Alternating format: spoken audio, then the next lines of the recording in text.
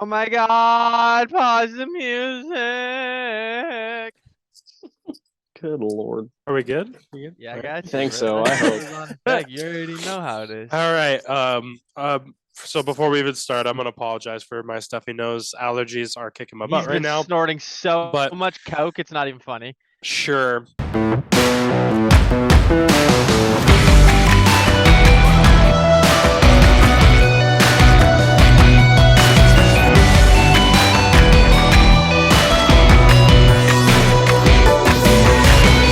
For the young viewers out there, no, but for the partiers out there, yes. Sorry, for the young my viewers out there, goodness. he has Welcome been back to- sniffing the angel dust. as No. the kids put it. Welcome back to another episode of No Place Like Homaha. I am your host, JD Wonder, alongside Nick Hendricks and Mikey Love. The first thing we got to talk about today, since obviously, we're well into kind of the fall ball season by now. Some kids have been, having their inter squad scrimmages. But the first thing we got to talk about is the Luther College versus Briar Cliff game that took place at the Field of Dreams in Iowa. And that was not a great game to watch, but great in the aspect of the environment. I feel So like you need to clarify that it didn't happen at the same field Yes, that the MLB game it happened. happened at the actual movie site. So they had it on the Oh, that's actual dope. field. Yeah, so there was no fence because obviously Mikey's gonna talk about the next point. But anyways, I am. I mean, you're all about it. You've been all about that. Yeah, it's funny as hell. The final score of the game was 15-1 in favor of Briarcliff. And it also was the first game for any collegiate team to play there. So it was a really cool thing to witness. Wrecked D1. And Mikey, go ahead and take it away with what happened with the first Briarcliff home run. Yeah, so here's what I'm going to tell you. The man tried to be cool. He tried to rob the ding-ding shot that the Briarcliff kid hit. And, he just turned them hips like you're supposed to as an outfielder and just ran full force into that corn. He just running, and then he wasn't, and we lost him for a split second. Some of the people might say, he was eaten by corn monsters, or the Iowa monsters that are out there, because we don't like Those Iowa. are real. But, Those are real. Hold on here. What Iowa monsters? Yeah. You know the Iowa monsters. Yeah, If you you're live talking there. about We're talking about you. 170-inch whitetails, then We're yeah, talking about that's you. an Iowa monster. No, the But Iowa we don't monsters you. out there. You Dude, are I an have Iowa never seen monster. any. Because you're not. I'm an Iowa You are not a monster. snack. You don't look Got like him. a snack, my brother. I don't even know what that means, bro. It means you are not attractive to the eyes. But anyways, Neither am I, so we're in the same boat, baby. Let's go. Hey. my goodness, we need positive self-talk here, Josh guys. has the looks. Josh Hey, carries the looks on if this you pod. can't make fun No. of yourself, if you can't make fun of yourself, then how are you supposed to take the shit? Right, that but we everybody gotta else have gives you? I'm positive making fun of affirmations myself. in I'm here. We gotta be spitting like, hey, straight motherfucking I'm facts. worth it. Look at yourself in the mirror. Yeah, I am I'm beautiful. worth I about am $25 an hour on a good night. all right. $25 an hour. Fresh Wow, hot you're lowballing BJs. yourself Get your there, buddy. BJs here. Yeah. Whoa! That's gonna get us copyrighted. Sorry yeah. about that. No, that's demonetized. Right Shout there. out to Ted. Oh man. Mark Anyways, Wahlberg, if you want to be so- a guest on our podcast, please let us know. We can make this happen.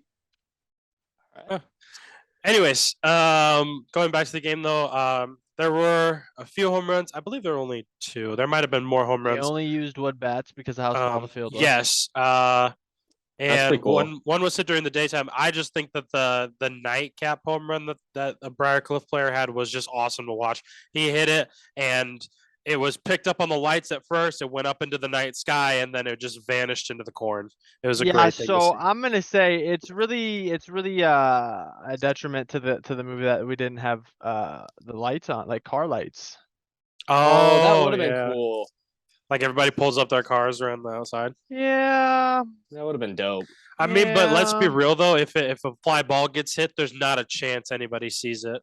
Yeah, I don't Yeah, care. fair enough. But yeah, just to kind of break down the score line of that, Briarcliff put up 3 runs in the first, 1 in the second. They put up another 3 spot in the third. Luther was able to get a 1 spot in the third. Briarcliff added another in the fourth, 2 in the fifth. They scored. Oh, they didn't score in the eighth. They scored 2 in the fifth, 1 in the sixth, 4 in the seventh, and then none in the eighth. And then obviously didn't play the bottom of the ninth as Briarcliff was the home team. They had 15 hits on the day. So they had 15 runs on 15 hits, gentlemen. That's pretty impressive. You're not that guy, pal. What? You're not that guy. That's all I'm gonna say to you. I'm not what guy? You gotta give me some context here, Mr. Mike. Negative, What Ghost guy am I Rider. not? I have to give you nothing. Well, the pattern is then obviously not going to be full, so I'm going to be that guy for a minute. No, you're not. Sorry about it. Yeah, I would say that early on, Briarcliff is looking good. Came out and showed that they're going to be a threat this year in the GPAC. Shout out sure. to the GPAC. Yep. Better than the good old whatever the frickin' whatever school American Nick Rivers went to. Conference. Whatever school you went to. Nope, and I'm wearing a BV hat, and that was not intentional, boys. But roll Beavs. That's fine. I don't remember asking. You just said Mikey, something did you about wake it, up so and choose ergo- violence today? I have Yeah, I to. guess. By Good the lord. Today is your property. day to It choose is violence? actually, yes. Okay. Today Yeah, is that is just fine, true. man, We've I had the guess. 4-day stretch. And my day just happened to fall right now, so I am upset. Solid. Pure violence. Upsetty spaghetti on that one. Yeah. So another thing that I've seen, going back to the talking about fall ball.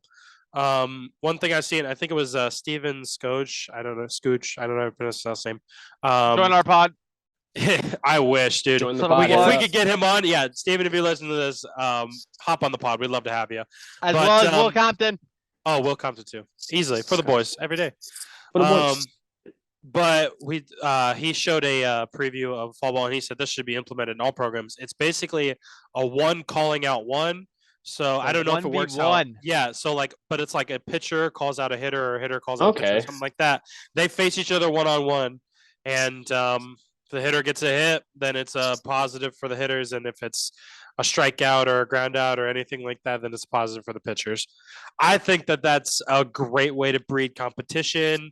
Have that kind of thing in the fall, because sometimes it can get a little slow playing against the same guys week to week, especially your own teammates. Yeah, I would agree on that, because I mean, like the one thing that you have to look about fall ball, especially as like a college guy or like a high school going into college guy, if it's your first year of college, it's like, one, you got to get all new teammates, so you don't know who's coming in as freshmen. Don't know anybody else that's the returning guys who's going to be up in your spot or anything like that. So I mean, as fall comes around, you still got to play loose. You still got to have fun. Like that's the biggest thing that I think a lot of college kids coming in don't understand is like, yes, you are still earning for a spot. You're still vying for that place on the field. But it's like, dude, everybody else is out there doing the same thing. It's like, why not have a little bit of fun? Still learn something, because fall is that chance to build all of your skills and get better at being able to hit an inside pitch, being able to get a dirt ball read better, being able to bunt better. But at the same time, it's like, dude, coaches need to learn how to implement games. Like, we all played Reaver ball, like at practices. Like Reaver ball was awesome. I loved playing Reaver ball, because I mean, we were always told it was like, okay, you're going to make the defense make a mistake. If you make a stupid one, you're running and your team gets deducted a point. But it's like, otherwise, go nuts. Like if you think you can get an extra base, go get an extra base. Learn your limitations. King. Yeah, exactly. Go off, King. Like seriously, we have all... at you, but sure. Oh, okay. Well, go off, Kings of college baseball. JUCO Bandit or JUCO King of JUCO? We have so many people we want to have on the pod. We're just gonna start calling out kids. Yeah, absolutely. We need to do it. We already DM'd one guy. We're trying to get a lot in the works, but yeah, I do agree, especially with that, Nick. I believe we kind of had something similar. Mikey and I, we had the points game where we kind of did that, but I think that throughout the fall is definitely your time to get acclimated to a new team, really show if you're coming into your next season in college, or even if you're coming into your first season, if you're transferred from JUCO, all this kind of stuff. It's your time to get back into the groove of things and show why you're going to start in the spring. Mm-hmm. And like, I think one of the other biggest things too is like a lot of high school kids they're still competitive, but like the practices aren't going to be as fast paced. Like if you go to like a couple of, like in Iowa, we call them like the 5A or the 4A schools. That would be like for Omaha, like our class A's or like our class B's, even going down the list like that. But I mean, you're still supposed to be competitive at a high school practice, and it's hard because you're still developing. In college, it's like, okay, pedal to the metal. Like the first practice, you guys are going to go through like a couple of drills, get used to everybody. And then it's just go, go, go, go, go. It's like you have to have that competitive mindset coming into a fall ball standpoint and be able to slow it down but at the same time, it's like you got to learn that fast pace quick or it's going to eat you alive. Like there's that give and take when it comes to being able to play loose and still be at that level, and then playing so tight that you could create a diamond as soon as you squat, just because you're like, okay, what the hell am I supposed to do now? Like this shit is way too out of the book for me. It's like, no, you guys got there for a reason. College ball is supposed to be that time of where it's like you're trying to get to that next level, but it's like you have so much competitive, I guess, attitude built up in yourself. It's like, release it. Just let it go. That's why, like I said, Reaver Ball was one of the best things, because like you can take that extra base that you might not take in a game, but like if there is a situation where you guys need a run and you think it's going to be there in like the conference championship, or like you guys are going to beat the number 1 team or the number 10 team in the country, and it's like you have that extra base, if you think you can take it, take it. It's like you are there to win, you're there to compete, and you are there to be that guy for that team that's supposed to be the quote unquote dog. Be that dog. Be that king. That would be classified as be that Zach Wilson. Yeah, he's got that dog in him. Yeah, or as everybody now apparently is, be that Josh Allen. Stiff arm your way through problems, man. Good Lord. Josh Allen's also a tank. When you're 6'4", 6'5", and you're 6'5", still massive. and you're still 230 and you're running over guys with a stiff arm as a QB. Cheat code. Mm-hmm. I cannot wait to play him in fantasy. I'm going to get my ass raped.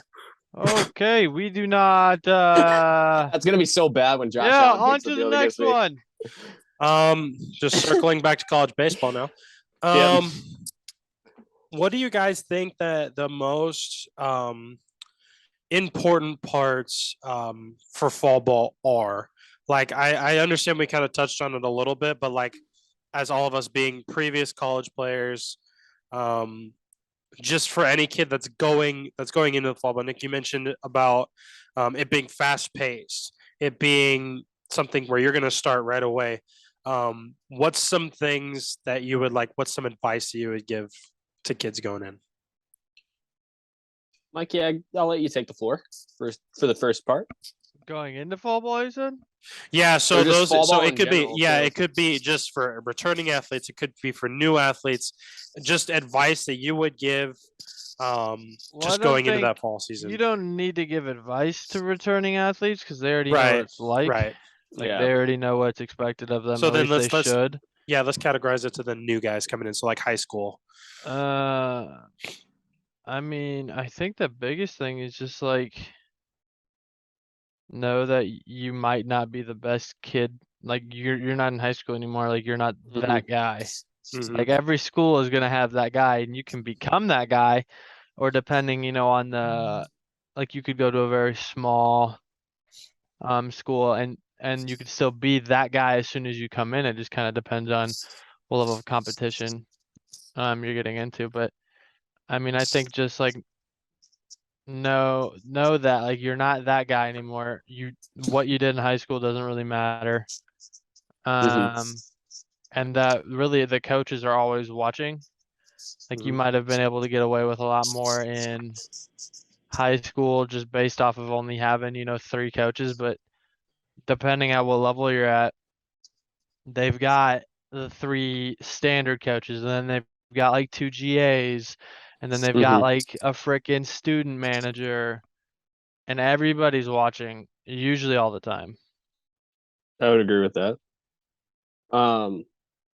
I think one other thing to touch on is just, and you kind of said it right there. It's like you were always that guy in high school. Like you got recruited to be there. I think the biggest thing is you have guys that are, like you said, Mike, that were all that guy in high school. They're there to win. I think the biggest thing, and I would like to touch on something for returning athletes, is like one, being that leader on the field. It's like you already know what it's been like. You already know how you've been through the program. And like seniors are obviously going to take that over because you'll still maybe have like just some senior groups get together like, hey, like you 5 guys, like why don't you come with us this afternoon, we'll go hit or whatever. It's like, or if you want to hit, we might be at the field, everything like that. But just being able to take those young kids under the wing, it's like if they have a skill that they haven't developed yet, it's like if you are that guy on the team that's like the best bunter, or you can throw the nastiest curve, and it's like somebody goes, man, I wish like my curveball's nice, but like I wish it could definitely be better. It's like I think that's the biggest thing for returning players is self-help. And by self-help, I mean it's more so giving them the self-help because they're confident in it. But it's like if you're able to build their confidence, then that helps them on the other side of it. Because as a freshman coming in, it's like, well, this guy throws a 12-6 curve that just absolutely drops off the table and has so much depth. It's like I have a good 12-6, but it's not going to be there. It's like having that senior be able to get it competitive and be able to get it consistently, that's huge. And then coming in as a freshman, it's learning how to work with those upperclassmen. It's like, okay, so how can I build a relationship on a field with you, especially to then be able to do it off the field and then consistently day in, day out in the weight room, in practice, in game, just even out on weekend life or whatever you do on the weekends with your guys. It's like just building that relationship right off the bat, I think is the biggest key besides baseball. Because everybody focuses on the baseball aspect of you coming in as a freshman. It's like, I think the biggest thing for me was I had a roommate from Omaha, and then I like started kind of branching out to the guys because I wasn't sure who everybody was. I met them, have absolutely amazing friends now that we're teammates and brothers and everything. We've been through hell and back. And it's like, I think that's the biggest thing. It's just like, if you can be there and build that relationship to be able to have a guy you can fall back on or be able to be on the mound and trust that's going to make that diving play or catch that dude stealing at second base, that's huge. And that takes a huge weight off your shoulders as you grow through college. I think the only other thing that you should add is like you touched on like seniors and stuff, but even as a sophomore coming back, like you can still mentor like those incoming freshmen and create those relationships with the younger guys. One, because you're going to be with them longer than you will the upperclassmen. Yeah. But also just like being able to see that you can, bring on, like carry on the culture that's being built, or like just be that kind of a person to those incoming freshmen. The coaches will definitely notice that. Yeah. Even if you don't have like, even if you're not that top tier talent guy, the coaches will still see that and be like, oh, this guy is more of like a team guy, which could be the deciding factor if it's between you. Like if you're tied with somebody who's both of you guys have the similar skill sets, but have a better team chemistry or yeah. It's something like you along those work lines. better with that pitcher, or you work better with that third baseman, or however you see it. And like a biggest thing too, like you just said with the sophomores, you were there. You were just there like literally that year before. So it's like you grew out of that phase, and whether or not you grew out of it fast or you're still growing, it's like tell them how you got help. It's like who is like who were you able to go to as the now juniors, or the juniors who are now seniors? It's like, who was that guy? It's like, hey, Max was able to help me with this. I know he's a senior. He's like, he's the big gym rat on the team, whatever, but he's just really nice. Go up and talk to him. He'll teach you how to actually land soft on your front side to be able to get you that extra power. He'll be able to teach how to keep your hands inside on something else. Go up to Carter. He can show you how to actually get picks better at first base or play that corner well, especially if you're a new guy at first base, or like a new guy that was a utility dude in high school and now you're trying to play every single position.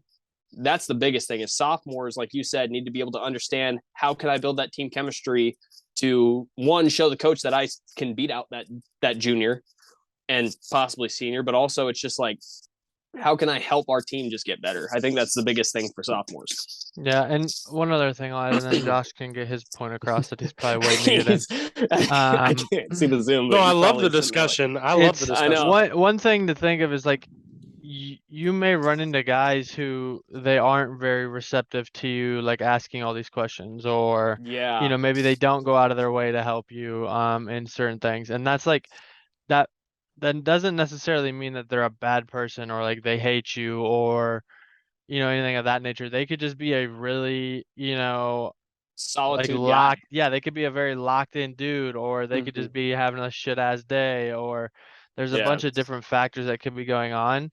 So don't just take like one bad experience or interaction with an upperclassman or even a freshman for that matter Like, don't let that ruin, anything that like, don't take that as oh, they're upset with me. Don't take it towards attitude towards you. It's like they were also a freshman and they might have asked a lot of questions and they might have got a lot of hate for it because it was that guy that was sitting there just, oh my gosh, like, how do I do this? Like, coach, how do I do this? And they were like, okay, guys, somebody needs to like teach him how to grow up a little bit. And then they grew up and then they're like, hey, I know you're the nervous Nelly that's going to ask a shit ton of questions. It's like, okay, we're going to let you kind of figure it out on your own and break you of that before we start helping you. So, Josh, you're in. Maybe we might cut you off again. Mikey and I are just sitting here bouncing back and forth. No, you guys hit on a lot of them. I just Did we leave you any? The biggest thing that I had, especially coming in, just coming into it, was just learning how to take care of your body and be properly conditioned for it. I like that one. I wasn't coming in. I wasn't like a huge lifter and stuff, and rarely spent time in the weight room and just kind of just focused on the sport and all this kind of stuff. But when you get there, you will start lifting 3 times a week and then 4 times a week in the off season, depending on what the coaching philosophy.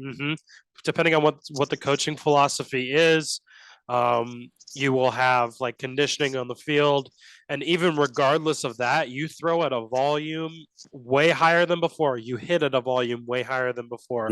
You do all these different drills and stuff that are going to fatigue your body very fast. Yeah. And so being able to manage that and not just on the field, but also off the field, then getting the proper nutrition you need, being able to still move and like work out your body. That was just one of the biggest things, especially since our college, Nick, I don't know if you guys had this, but we had like a conditioning test in the fall. A little bit, yeah. Yeah, so like I feel like most colleges have. I've seen some like stuff from Vanderbilt and all that kind of stuff where they have like the Road to Omaha Challenge or whatever. Oh, those things look. I'd love to do it just to try it and just see how much it kicks your ass. Right. I feel like it's for those ones.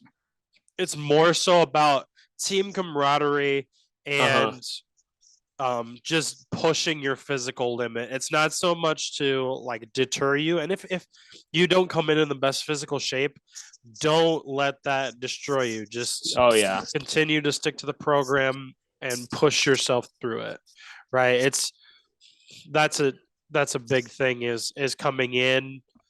You could be prepared all for it and do well. But I feel like even the guys that have been there 3 or 4 years, they come back in the fall and they're like, yeah, this is gassing me. So. And you learn new limits too. It's like we kind of did a challenge as well. Like it wasn't more of I wouldn't say like a conditioning test. We just did a lot of conditioning challenges, kind of like the Omaha challenge. We called it like beaver ball or like a beaver challenge. And we had the same kind of ideas of that. We had like relay races and we had like sled pushes and sled pulls and everything like that. But it was just more or less to kind of get those freshmen acquainted to you. And it's like, okay, how are these upperclassmen going to push us? Like, how are they going to push themselves? Like, where is that line that they are willing to cross to win without obviously cheating and without obviously hurting somebody else? But it's like, how much are they going to push themselves to the brink of they're throwing up on we did a linked mile. I don't know if I should be saying that, but we did a linked mile. And that was hell. Because, we had 12 guys on each team pretty much, and you were linked on a 200 meter track on the inside. So you were running 8 laps around, and you had to keep the pace of whoever was in the front. And it was at one of those points where we had one guy leave and he threw up. There was 2 guys that threw up on people's shoes. There were guys that did all this, but at the same time, it's like, I don't count that as like a physical punishment. I count that as just like, where are your limits? Well, what is your team going to do to help pick you up? Because you are going to be that guy coming in the 9th inning to close it out. You are going to be that guy that steps up and says, all right, what do I need to do to be able to get a single to right field? Or can I get lucky and just nuke one out? And just what are you going to do to be that guy and step up, kind of like what Mikey said too. If you weren't that guy before, you can be that guy. Or if you were that guy in high school, you can now be that guy in college. So. Yeah. Mm-hmm. Yeah, I feel like running as punishment is a completely different thing outside of. So I feel like it just kind of depends on the situation. I feel like physical punishment, it shouldn't, especially at the college level. I don't see the purpose of it because obviously guys are there to play and stuff. And it's like, listen, if you're just not going to do this, then I don't have to play you. Like, Fair enough. I can have somebody fill your shoes immediately. I would rather, I want to create that want to rather than a fear of punishment, if that makes sense. But that's just within the philosophy of the coach and all that kind of stuff. Because some coaches still do it and they think that that's the best tried and true method. So it's just a matter of the philosophy. Well, and see, the one thing that, and we all, Josh, you and I especially, your dad, shout out to Brent Wonder and Mikey. I don't know what you did with the Outlaws, but when we practiced inside for the winter, well, okay, shut up. Except for in the Merrick tournament. Hit walk-off grand slams against you? Yeah, that's true. Fair point. Not off me, though. Didn't hit one off me, thank God. Okay. But, Dad, we're really bragging about like 12U baseball right now. Absolutely, bro. Really? I never shut the yearbook. I never shut the yearbook. Wow. But Josh is always open. Wow. Josh's dad would literally, there was one practice where we pissed off him, we pissed off Mitch's dad, shout out to Mitch, and then we pissed off my dad. And all of a sudden, they all got together. We did suicides, and then all of a sudden, your dad had us do duck walks around the entire basketball court. Yep. And I will say that the next practice we had, flawless. The next like 5 games that we had, because that was even, or like going like the next. No, it would have just been practices because that was still like kind of in the winter. The next practices we had, flawless. Nobody said a freaking word. Like we were still having fun, but you could see this smirks on all of their faces be like, yeah, we got them. But I think there's a fine line between punishment because you're just like, you don't like this person, they're trying and it's like, it's not going to get through to them. I think of the running as a team, like, or if you're late to practice, it's like, yes, you can still sit him, but it's like, dude, you got to run polls, man, or you got to do something. You got to be able to be accountable. I think punishment for almost accountability is where I would fall on that. Because it's like, I hate the people, like the parents that are just like making excuses for their own kids and defending them. It's like, well, a part of the time it's them too. It's not just you as a parent. It's not just you as a coach thinking that you didn't coach them right. It's like that kid needs to understand. It's like, okay, you signed up for this. This is what it takes. If you can't do it, we're going to try to make you understand this is what we need to do. And then if they don't like it, then sayonara, you're not cut out. Sorry, harsh, 1 and done. 2 and 2, baby. That's why I say though that it depends on the age group, because with younger athletes and all that kind of stuff, they need it instilled in that kind of manner because it's not as competitive as it will be down the road. And it is more so sign up and pay to play. When you go on to college, or even in high school, you are getting but I'm saying in college, you're getting a scholarship and you are on your own. So it doesn't matter who your mommy and daddy are. It doesn't matter because they're not going to be there. They're not going to be there. I love Mikey's whale. If a good coach decides that, hey, this kid's just not cut out for it, he can bench him, put another person in. That is different than like younger groups, right? Because at the college level, you've already been taught accountability, at least hopefully at that point. And if you're not accountable at that age, then good luck, buddy. Good luck in life. Because if they're a few years away from a big boy, big girl job, and if you don't take accountability there, they'll just fire you. Like they don't care. Fair enough. Like it's more so it's preparing you for life. And I associate all things to sport is in life. So like all the failure that you face, this is just a microcosm for everything that you'll do down the road 20, 30 years.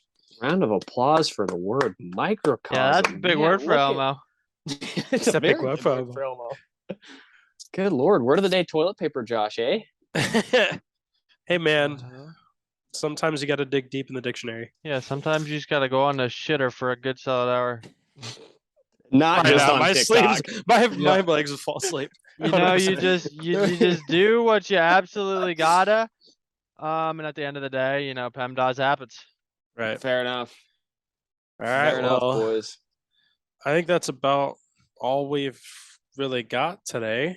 On the college side of it, yeah. On the college side, there's not a lot to talk about as the off season happens. And I think these discussions are huge because it's like for the guys that are getting into college, it's like, what are they to expect? What are they not to expect? Like, and everything. And to almost take it on a little bit of a deeper note, it's like all three of us were there. These discussions need to happen because I feel like a lot of, we were all three still all there. played. Well, we all were on our roster. Some of us were wrapped in bubble wrap. I'll take that one. I'll take some of us were wrapped in bubble wrap. But it's just like we still, even if we were on the roster, we played whatever, like, and all of our buddies that did it too, we all knew what it was going to take. Like, as soon as we got there, we all faced challenges and everything like that. And it needs to come to light because I feel like a lot of kids are expecting it to get handed to them and expecting that challenge is supposed to be, it's gonna be there, but I'm gonna punch it in the face. It's like, no, dude, it's gonna kick you right in the ass. Like it's gonna suck for a couple of months just because you got to get used to the schedule. You got to get used to the lifting, like you said. Because I mean, shit, I didn't lift a lot in high school, and you guys can both attest to this. I was a scrawny little kid. You still are. Hey, I'm 190 now. Get fucked. Tim. Yeah. Go for it, pussy fart. Go on, Tim. But anyways, it's just like you're gonna get your ass kicked, and it's like whether or not you can get back up, and if you can, good for you. So, exactly. But all right. Well, if that's all we got. Well, yeah. Since you're already here on the No Place Like Omaha YouTube or wherever you're listening to, please like and subscribe our videos. Again, you can find us on YouTube, No Place Like Homaha. Shout out Cronio Media for putting us out on Spotify and Apple Podcasts or wherever you get your podcasts from. Except for the hub, because Nick hates us. That is true. Yeah. I mean, Kron, it sounds like has done all he can to do it, so it's all up to Nick at this point. So. That's exactly what maybe it can be a Christmas present. We're still waiting on a sponsorship from Flintstone Gummies. That's also a Nick department. Yeah, so we're still working on that. Again, like we said, kind of mentioned earlier, just a little bit. We're trying to get some more interviews out there. And please, leave comments of questions that you want answered on the show. If we got a bunch of free time, especially now during the off season, that would be fantastic for us. Or just comments on people that you'd want to see on here. Yeah, even on the TikTok we can try to reach out from. Yes, you can find us on TikTok and Twitter. Thank you for the reminder, Nick. At Homaha Pod. Again, this has been another installment of No Place Like Omaha. Be safe and catch you next time.